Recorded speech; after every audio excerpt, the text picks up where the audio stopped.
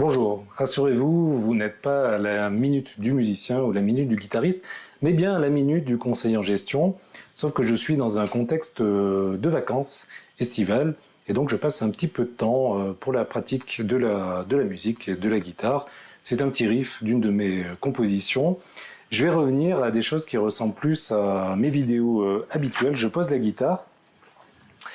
Et donc je vais aborder une thématique, c'est une question qui revient assez souvent dans le cadre des rendez-vous de présentation des projets de comptes annuels aux clients pour définir, déjà pour lui présenter ces chiffres, mais aussi pour définir avec lui les principales options d'arrêté des comptes. Et souvent on a une question, une préoccupation du dirigeant qui est avancée, c'est celle de l'impôt à payer, de limiter l'impôt, de ne pas avoir trop d'impôts à payer. On est dans un contexte donc de rentabilité puisque l'impôt se calcule sur le résultat comptable et le résultat fiscal avec une volonté du dirigeant de diminuer sa base de l'impôt et donc son impôt sur les sociétés ou son impôt sur le revenu.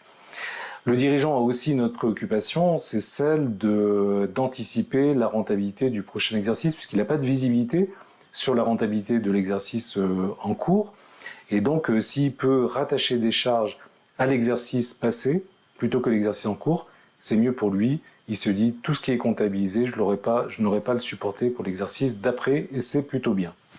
Alors, un petit rappel sur le taux de l'impôt sur les sociétés. Le taux normal de l'impôt sur les sociétés est de 25% et les taux réduits de 15%. Payer de l'impôt est plutôt bien parce que payer de l'impôt, ça veut dire qu'on a du résultat et si on a du résultat, on améliore donc sa structure financière et on préserve ou on augmente sa trésorerie. C'est donc important d'avoir en tête ce principe, cette bonne pratique de gestion que payer de l'impôt, c'est quand même plutôt bénéfique pour l'entreprise, même s'il faut tout faire pour limiter son impôt, parce que si on a des options à prendre, il faut les saisir. Alors une autre précision, c'est qu'on est bien après la date de clôture. Pourquoi je dis ça ? Parce qu'il y a un certain nombre de choses que l'on ne pourra pas faire, qu'on ne pourra pas modifier.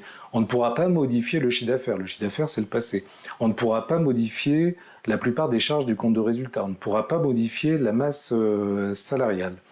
Mais par contre, il y a quand même des possibilités qui s'offrent à nous et on va donc les lister dans le cadre de 5 questions que l'on peut se poser. Quelles sont ces 5 questions qui vont pouvoir avoir un impact sur la base de calcul de l'impôt et donc de l'impôt? La première question, c'est est-ce que l'on a tout comptabilisé? Est-ce qu'on a été exhaustif dans la prise en compte des charges dans le résultat de notre activité? Pourquoi je pose cette question? Parce qu'il y a des factures, il y a des décalages qui sont possibles, des factures qui arrivent après la date de clôture, mais qui concernent l'exercice d'après. Et il faut bien penser à les comptabiliser pour être en phase aussi, pour respecter le principe de séparation des exercices, bien rattacher les charges au produit. La deuxième question qu'on va se poser, c'est celle des provisions éventuelles, des provisions pour dépréciation de créances clients.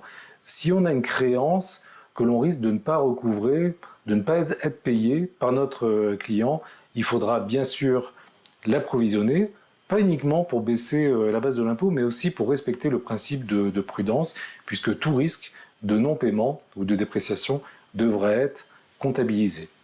Troisième question qui concerne encore les provisions pour dépréciation, c'est celle des stocks.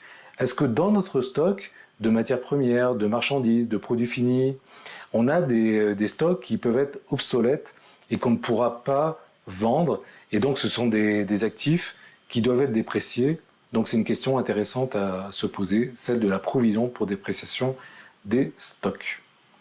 Une autre question qui est celle des crédits d'impôt. Alors ça ne va pas jouer sur la base de l'impôt sur les sociétés, mais c'est plutôt une restitution de l'impôt, une diminution de l'impôt par l'intermédiaire du crédit d'impôt.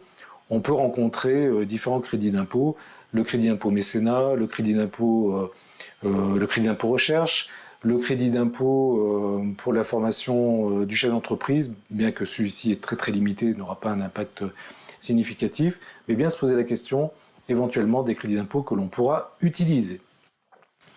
La dernière question qu'on peut se poser, c'est celle des primes de bilan.